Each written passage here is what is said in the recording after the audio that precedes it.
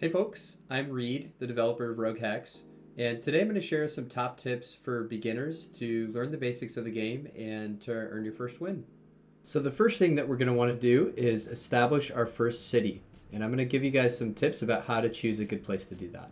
Right off the bat, I can see that there are some resources nearby, some horses and some pearls. I can mouse over this icon in the focus panel to see exactly what kind of bonus these resources will give me. Something that might not be as obvious to new players is that these mountains over here are also advantageous because they provide some protection for me from the barbarians. So for that reason, I'm going to take advantage of these mountains and this hill here and nestle my city right into the coastline. So you might have noticed that there are a lot of resources on our borders that we didn't collect right away when establishing our city. And that's okay because we have this handy expand ability here on the bottom left corner of our screen. So I can expand onto these horses, for example, in order to get that +1 plans income bonus moving forward. In this case, we've chosen to expand onto the horses first, but there are other resources on our borders as well, such as this copper over here. Let's say I changed my mind and actually I decided I didn't want to go for the horses first. I can easily undo my action using this button up in the top right. So that's another tip for you, is that undo button up there is really useful, and you can feel comfortable using it whenever you want to roll back a decision and kind of explore your options. You've probably noticed these villages before in your matches. The most common way to make use of them is to scout them out with a unit, such as a warrior or a scout, and then step on the tile in order to gain a gift, like so. But there's actually another way that you can choose to use villages instead if you find one that is near one of your cities. So in this case, I'm going to minimize that gift window and undo that action. And instead of stepping on the tile to get a gift, I'm going to expand my city onto the village. So this integrates it into my empire, and it gives me a +1 labor income bonus, which is quite useful in the early game. You can do the same thing with other structures, such as these ruins. If I step on that tile, I'll be able to draft a relic, but if I expand my city onto it, I'll get a nice +3 science bonus income instead. Now that this village is part of my city, I don't want to accidentally step on the tile and collect it, because that'll destroy the village, right? So another neat thing I can do is select the village, go to the focus panel in the bottom left, and click this lock button. And that's going to prevent my units from collecting that village when they step on that tile. So I'm free to walk right over it without losing it. You can do the same thing for ruins and some other structures. The next tip I have for you guys is to get a scout as soon as you can in your matches. I like to do it on turn 1 or turn 2 in most games. And there are a few different ways that you can do that. One way is by visiting a village to receive a gift. Sometimes they'll offer you a free scout unit. Another is to establish a new city. There are development choices you can get that can give you a free scout as well. In this case, I'm going to try and get a free scout from a breakthrough. So I'm going to fill up my science bar here by playing the Stargaze card. And I'm looking for the tracking tech, which will just give me a free scout unit right off the bat. I don't see it here, so another thing I can do is spend some faith to re-roll these choices. That's a little bonus tip. A lot of people will forget to use their faith, and it's really valuable, so don't be afraid to use your re-rolls. And here we go. We got what we needed. So we hit tracking. I'm going to go ahead and draft that to get a free scout on turn 1. There are a few reasons that I really value having a scout in the early game. One is that they have a high base vision value, so they can see farther than other units. They also have a little bit more movement than a typical warrior unit, so they're quite mobile and they have a good view. If I move the scout onto these hills, he can get an even better view. He gets +1 vision from this high ground tile. So I step him over there, and I can start to get a decent view of my surroundings. My goal here is to get the lay of the land. I want to start to understand what resources are near my city, and also see if I can find Barbara's nearest encampment, so that I can have an early warning of where she might attack us from. Another reason that scouts are great for these purposes is that they all start with an adventurous trait, which gives them 1 experience point for every tile that they explore. So I'm going to step this scout over onto these hills to get a good view of the area beyond these mountain passes here. And you can see that he's getting experience points for every tile that he discovers. You guys remember when I mentioned this mountain range over here while we were deciding where to found Rapture? Well, I can see that there's a really good choke point here. I've discovered that the mountain range extends a little bit further, and there's a hill here with a rainforest on it. That's a great natural choke point and a good place for me to park a warrior unit. A lot of new players will get kind of scared of the barbarians and leave units right on their city or bunch them up inside their city limits. But most of the time, it's actually better to do something called picketing, which essentially means using your units a little further out. You push them out past the borders of your empire and look for natural choke points like this that provide a good viewpoint and kind of establish a picket fence of units to create a perimeter. So up top, I'm trying to do the same thing with my warrior, Gabriel. I'll step him up there, and I can see that there's another natural defendable area up here. So my instinct is going to be to push him over to the east, right? And get him down to the end of that mountain range to kind of extend my picket fence. Another thing that new players often ask about is how can I get more military units? There are a few different ways to do it. One good way is by drafting new unit cards. So when you fill up this orange production bar up here and you gain an invention like this, instead of choosing to upgrade or remove, you can choose draft. And there's a good chance that you're going to be offered a unit card here. In this case, I've been offered a scout. It's not exactly what I want. I was hoping to get a warrior. So I'm going to use some faith to do another reroll. And there's a warrior. So I can click this warrior card to add it into my hand. And now I can play that warrior here inside of my city to get another military unit. Another way that you can get units to add to your army is by filling up this growth bar in the city to gain a development. I did that at the start of the turn, so I have one minimized here. I'm going to open that now. And you can see that I've been offered a free archer here via the Huntress development. So I'm going to go ahead and choose that and add an archer to my army. Now, in this match, I have drafted a lot of military units very early, mostly just to show off those mechanics, to demonstrate how you can get units. But another common mistake that new players make is actually drafting too many military units. The game can feel really hard, especially when you're first starting out and learning some of the nuances, but you actually don't want too many units for a few reasons. One is that you really shouldn't be losing too many units in battle. And as we get into some combat later on, I'll give you guys a lot of tips about how you can keep your units alive. That's important because if you have lots of units and you're losing them frequently and replacing them, they're going to be stuck at level 1.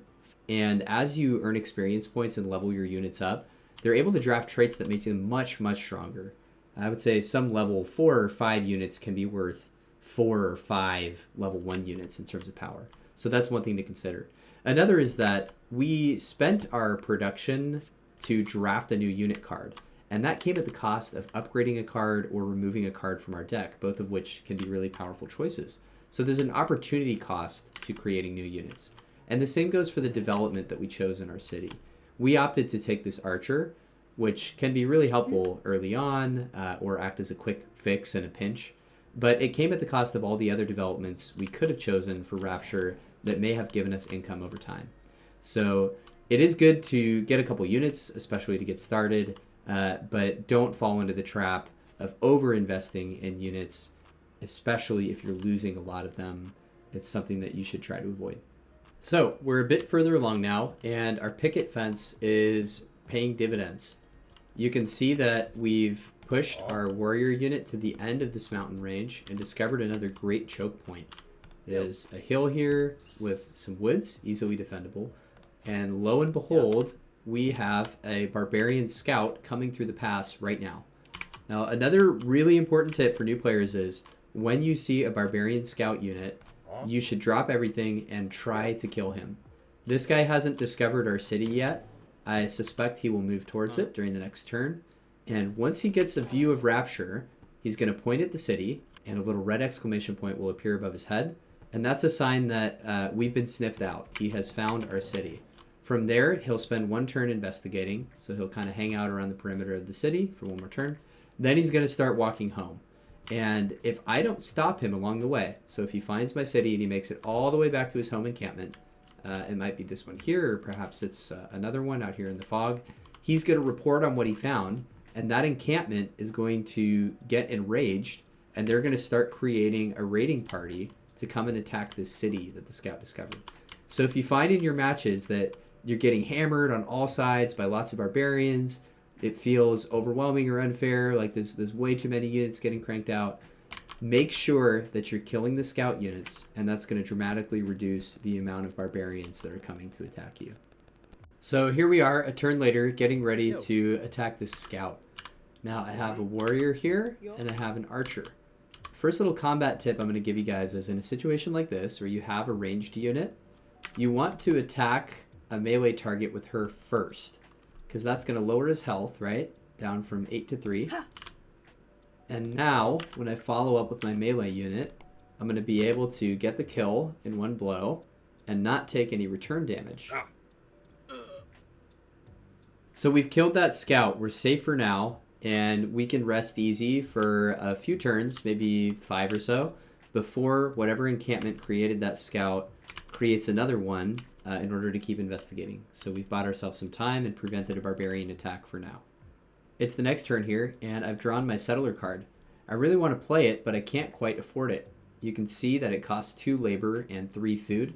I have the 2 labor, but I only have 1 food. Luckily, I can cover the rest of the cost with gold and diamonds. If I mouse over the settler card, you can see that it allows me to use those extra resources to cover the difference for the missing food and play the card. Normally, I'm very careful about spending diamonds. They're the most useful resource in the game by far. But in this case, I think it's worth it. So I'm going to play the settler down and start moving her towards our next frontier. I'm going to play this toil card now, and that'll be enough to earn an invention. And I want to shout out the remove ability here. So another thing that new players do is they often will upgrade cards right off the bat. It just makes sense, right? You upgrade a card, make it better, increase your power. We talked about drafting cards earlier and how that's a good way to get military units and other powerful cards. But I want to show you guys how removing can be really powerful too. And this is something that might not be obvious to people who haven't played a lot of deck builder games like Slay the Spire or Dominion. But the starting cards in your deck here, Stargaze, Sustain, Toil, they're actually quite weak. And a lot of the time, it's better for you to remove these weak cards from your deck in order to increase the chances every turn that you're going to draw something more powerful, especially as the game progresses and you start to unlock better cards. So in this case, I have pretty decent science income. I'm getting 6 a turn. I feel like the value of this Stargaze card is already diminishing very quickly. So I'm going to remove it from my deck. It's going to slim my deck down a little bit and increase the chances that I'll draw something better. So I've finally got some of my units through this narrow pass here and around the other side of this mountain range. And I've discovered a few things. The first is that the encampment has created another scout. So we cleared one earlier, but the barbarians are persistent. Another one's on the way. We'll want to intercept him before he makes it down to Rapture. The other thing I can see is I found his home encampment, the encampment that the scout came from earlier. And a subtle thing that even some experienced players miss is that if you zoom in on the encampment and you look at the fire here, I can see that there is a yellow fire burning. A yellow fire indicates that the encampment is in searching mode. So they either have a scout out who's actively looking for me, or they're waiting to create a new one. You can compare that to this other encampment over here, where there's no flame. That means the encampment is idle. So there's no scout out, they don't know about my position, and they're not even searching for me yet. So I can safely ignore this encampment for now. I discovered a third encampment earlier, and you can see it's kind of close to the center of the map. I can get a sense of that based on where the coastline is and the fact that we have desert here, so it's near the equator. This encampment looks a little different, and if you click on it and focus it, you can see that it's not just an encampment, it's actually the stronghold. It's an extra fortified encampment, and there's a note here that's really important that a lot of new players might miss. It's that if you clear this encampment, every other encampment on the map will be alerted. So if I kill the defender on here, this warrior, Saul, all the other encampments, whether I've discovered them or not, across the entire map, will go into red flame mode. So their fire will turn on, it'll go to red, and they'll instantly start creating raiding parties and chucking them at my cities. So you can think of this stronghold as kind of the final boss of the map, and you want to be careful about when you time your assault to clear it out. If you're not ready to handle a full-on battle with Barbara, then you should wait a little bit and create a stronger army, maybe create some more cities before you decide to clear out the stronghold. My next goal is to take over this encampment over here. And I'm going to show you guys some things that I can do to prepare for that. The first is I want to destroy this scout here so that he doesn't slip behind the perimeter of our picket fence and discover our city. And in this case, that's given us enough experience points to level up Gabriel, this warrior unit. Now, it's always tempting to take Striker, right? We all know that more damage is good. But in this case, I actually already took the Striker trait on Torin, my other warrior, when he leveled up earlier. And when I have a group of units, as I'm starting to build out an army with multiple units in it, I find it's best to diversify a little bit and get a mix of offensive and defensive traits. So in this case for Gabriel, I'm going to take the rabbit trait. And that'll come in handy in a second when we're attacking the enemy encampment. So it's time to start our assault. And note that it's turn 11 right now. So Barbara hasn't advanced an era yet. I'm still just dealing with her ancient era warriors, and her encampments don't have walls yet. I generally try to take out at least one encampment before she reaches the classical era. So this is pretty good timing in this match. Now remember we took the rabbit trait with Gabriel. That gives him +3 armor against sentry attacks. A sentry attack is the free attack that enemies get if they are dug in on a tile, if they're fortified on a tile. And you can see in this case that these tiles next to the encampment are highlighted red. That's because this unit with the shield and the little red bullseye over his head is fortified on this tile, and he will get a free sentry attack when a unit enters his adjacent tiles that are marked in red here. So I want to use Gabriel because he's going to get bonus armor against that free attack. Now, I have a choice here. I can either walk into the flat wheat tile here or this tile with hills. And given that choice, I'm going to go for the hills tile because hills provide terrain bonus. They give +1 damage mitigation, basically. So I'm going to choose this between the two tiles and enter this guy's range. Okay, so you can see he hit me for 3, right? But it's actually not too bad. I blocked 3 damage with that rabbit trait.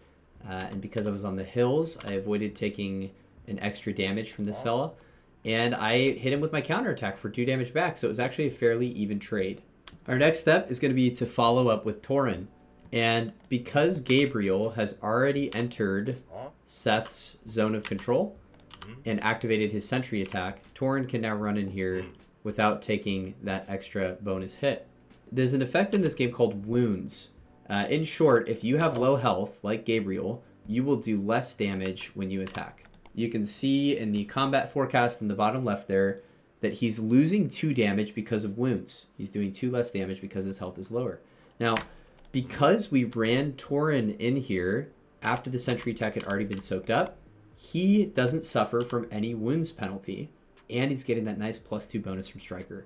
So we could do a nice little 1-2 punch with a rabbit unit and a Striker unit to deal a lot of damage to this barbarian encampment here. Before I clear the encampment, by the way, a brief side note, you notice that the flame here is red now. As soon as you start actively attacking an encampment, the flame will either just straight up activate. So if I were to attack this one here that's in idle mode, it'll go straight to red. They'll immediately start thinking about creating an army to attack their nearest city. Or if they were in yellow mode, like this one was before I started fighting it, it will escalate straight to red. So you don't want to like poke and run. That's a mistake that a lot of newbies make, is they'll start attacking an encampment, maybe their units die, or they can't quite finish the job, and then the encampment's going to be angry and it's going to spawn more units to start raiding their city. So if you are attacking an encampment, make sure that you have enough power to finish the job and get a nice clean cut. Okay. Speaking of finishing the job, we're going to do that now. So now that I have attacked with Tauren and pretty much taken this guy out, I can use Gabriel to finish the job and clear the encampment tile. It's good to clear out encampments because it reduces the number of barbarians on the map, right? But it's worth noting that doing that, clearing the defender off of this tile and making it safe for myself, it does anger Barbara at a zoomed out level. So she is aware that her encampment has just been cleared here, and it's actually going to make her more aggressive elsewhere on the map. So somewhere else in another encampment, somewhere near Rapture, Barbara's just gotten a little kick, and she'll either start looking for me with scouts if she wasn't doing that before, or else escalate and maybe flip over from yellow to red. So there are multiple ways that Barbara will become angry. One is by clearing encampments. So again, be careful about exactly when you're aggressive. You want to time it right. Another thing that angers Barbara is when she advances eras. She just gets more confident, and that will kind of kick the hornet's nest as well and increase the aggression level. So over time, the things you do, or even the things that Barbara does, will increase the number of barbarians that are coming towards your cities. I still have this archer left over here after clearing the encampment, and I'm going to show you guys a few more tips about combat. I mentioned hills earlier, right? It's always better to attack from a hill, or if you have the sender trait, even better from a mountain. I have 2 units here, and I'm going to push them right up into Gaia the Archer's face here. The reason why is that archers get a damage penalty at close range. So any ranged unit will deal reduced damage if you're able to send a melee unit, like a warrior, right next to them onto an adjacent tile. You can see that in the bottom right as well. If you look at Gaia's damage forecast, you can see she's getting -2 because of close range. Another good reason to do this, and this applies for melee units as well, is if I have 2 units touching the tile of an enemy that I'm attacking, right? So both Gabriel and Tauren are next to Gaia's tile here. You can see that I get a flanking bonus of +2. And this can be really powerful, especially in the early game when +2 damage makes a big difference. So wherever possible, again, you want to work in teams, have at least 2 units to get that +2 flanking bonus. Now, if I had another unit, say like a scout with sender on this mountain here, Gabriel here, he would get +4 flanking bonus damage. So units like scouts, in addition to being great for exploring the map, they can also be used as a support unit of sorts to increase the flanking bonus that your other units are getting when they are attacking. And again, that's especially useful in the early game. So I'm going to use that close range damage penalty for ranged units and the +2 flanking bonus to clear out this archer. So now that I've cleared this encampment, I have 2 choices. The first is to step on the encampment with any unit. It's going to destroy it and give me 3 diamonds. And remember, diamonds are the most valuable currency because they're like super gold. Gold can replace any cost, so any basic resource cost. But diamonds can also replace strategic resource costs like wood, or later on in the game, iron, or niter, or even oil if you make it all the way to the modern era. So diamonds are quite useful. It's great to get 3 from stepping on an encampment. But the other option is more of a long-term option. Remember that we expanded on top of a village earlier and locked it in order to get +1 bonus income. If you look at an encampment, you can see that they offer 1 gold income if you place one inside of your city limits. And you can also see that there's a lot of great resources around here. So this is looking to me like a great place to establish a new city with that settler that we built earlier. You'll notice as well that on my way over here, when I was mounting my assault on this encampment, I chose to lock this village with the idea that I would expand onto it later after clearing out the encampment so that I could get another +1 labor income. So I just hit a breakthrough at the start of this turn, and you can tell that this one looks special. Looks a little bit different, right? That's because it's a gateway tech. So we've researched enough ancient era techs, it's 5, so that upon getting that next breakthrough, that 6th breakthrough, we're presented with this special option, which is going to advance us from the ancient era into the next one, the classical era. Every time you do that, you unlock a new infantry unit card. And I didn't mention this earlier, but every time you discover a card via a breakthrough, such as this hoplite card, you can click on it on this screen in order to get a free copy of it into your hand. So by advancing eras, it's another good way to get units.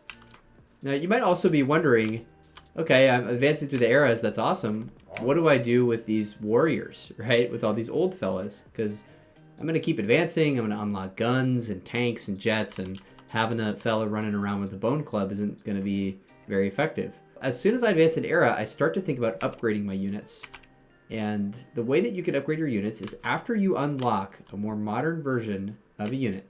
So in this case, we have a hoplite, is a more modern version of a warrior.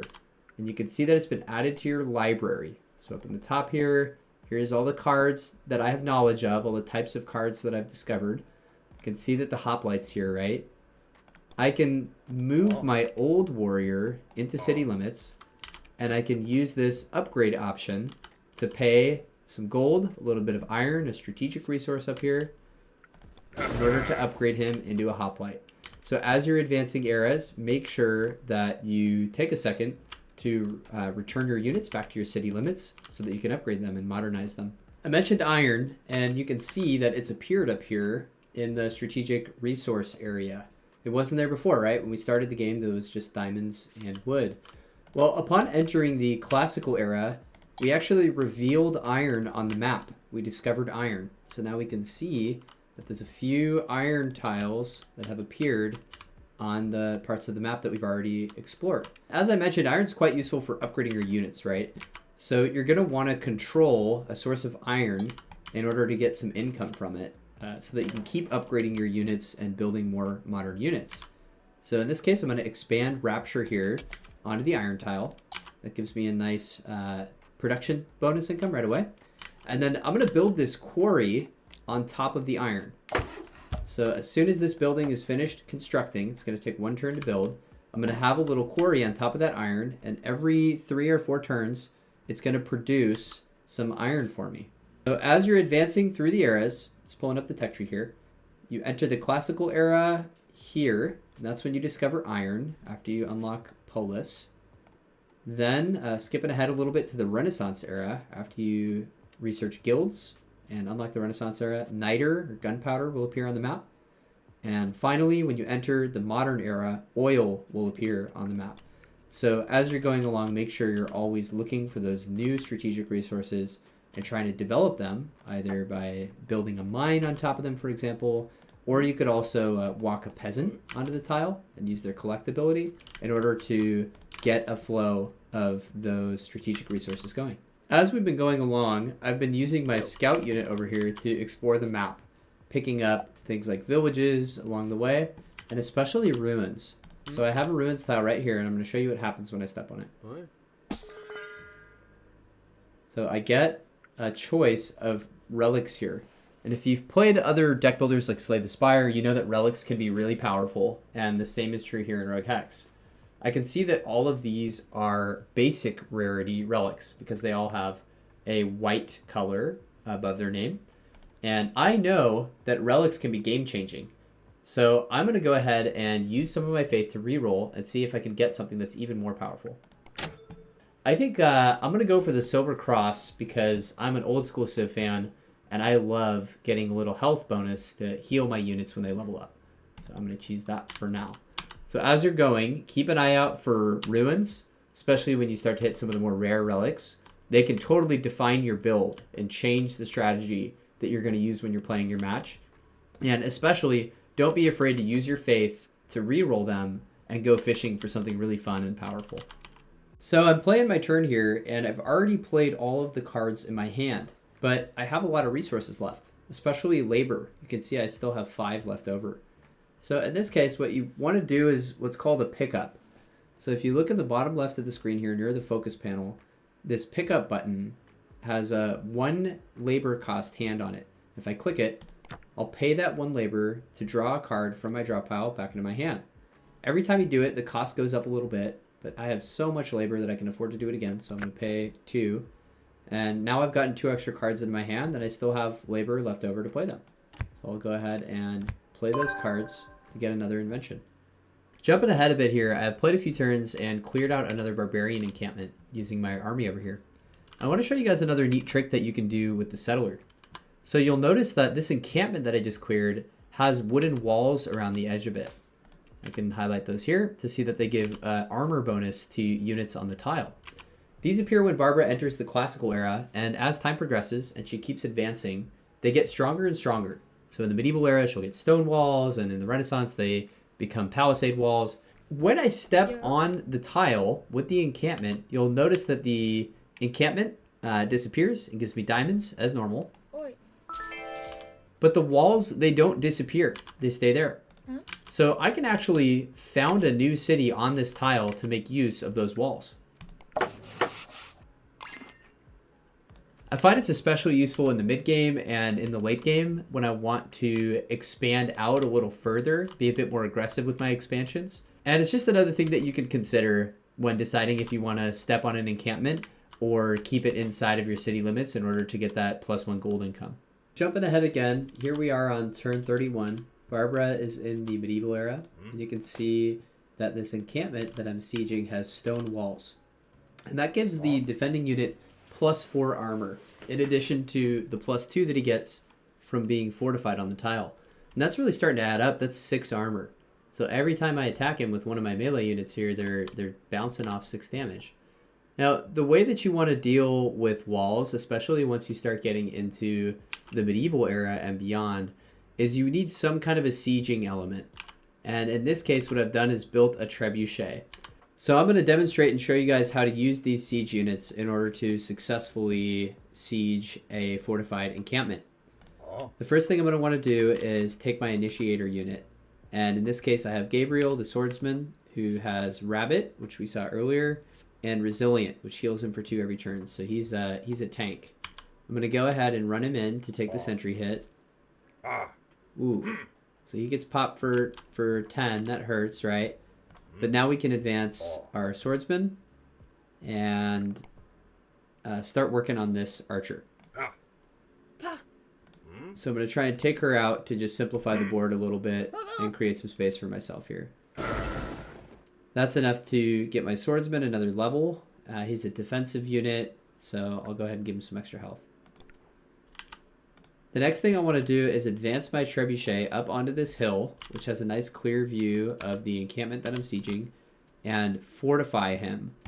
The reason I'm doing this is because in order for him to bombard, he needs to be fortified. So it takes a turn to get that guy set up and get him going. I'm going to go ahead and advance my swordsman again. Yeah. And that's going to create room for my crossbow to advance as well. And she can take a chip shot at the defender in order to start softening up his defenses. And I'll end the turn there. Okay, so we're on the next turn now. And we can see that our trebuchet, Gertrude here, is now fortified, which means that she can bombard. Now, you might think it doesn't matter which unit you attack first with now, right? It seems pretty clear what we're going to do. We want to do some damage with our crossbow, with our trebuchet, and with our 2 melee units. But actually, the order of operations is really important here when you're using siege units, okay? And the reason why is because they have this trait called Icebreaker that inflicts fracture on targets. So I'm going to mouse over fracture here and get a little bit more info about that. It reduces armor for the duration of the turn. So when I attack with the trebuchet, she's going to do 3 direct damage. And now if I click on that enemy, I can see they've been fractured for 3. So instead of getting a 6 armor bonus, they're going to have only 3 this turn. And you can see that in action when I go attack with my crossbow here. On the right side of the combat forecast, you can see the walls give 4 armor, being fortified gives 2, but being fractured reduces 3. So every subsequent unit that I attack with now is essentially going to get a +3 damage bonus because I started with the trebuchet. My crossbow gets 3 extra damage. My swordsman will get extra damage as well, and that'll be enough to clear this fortified encampment. So the takeaway here is if you're having trouble clearing wooden walls, stone walls, especially palisade walls in the Renaissance era, you need something that can inflict fracture in order to punch through that armor. Siege weapons like trebuchets are a great option. Another good option is, if you look in the tech tree here, and you look down near the naval units, sometimes they'll give you an attack card that essentially acts like a siege attack and inflicts fracture on the target. So this bolt shot here does 3 direct damage, which punches through armor, and then inflicts 2 fracture, kind of like a catapult shot. Here in the Renaissance era, we have full rigs, which gives cannonball, does 5 direct damage, and inflicts 4 fracture. So those are 2 options for sieging fortified positions: your good old-fashioned siege units or your siege attack cards. All right, fellas, I'm going to call it there. I'll leave you with one last tip, and that is after you finish your match, win or lose, you should check out this charms page from the main menu. After you complete a match, you'll earn quirks, and on this page you can spend those quirks to get permanent upgrades called charms. These upgrades are going to help you in every match that you play going forward, right? So it's not a one-time bonus. Once you unlock it, it's yours to keep, and it will help you in every subsequent match. I recommend starting with the dinosaur bone if you can afford it. It's going to give you an Unearth Plus in your hand right when you start the match on turn 1, and that gives you a free relic. And as we mentioned earlier, relics are really powerful. They can shape the strategy that you use for the whole run, so it's really cool to start out with one of those for free. I think Heritage is also good. It's always handy to have diamonds. And the Newton Cradle is excellent as well. Starting with an Inkling card will give you a free breakthrough right off the bat so that you can get a leg up on Barbara.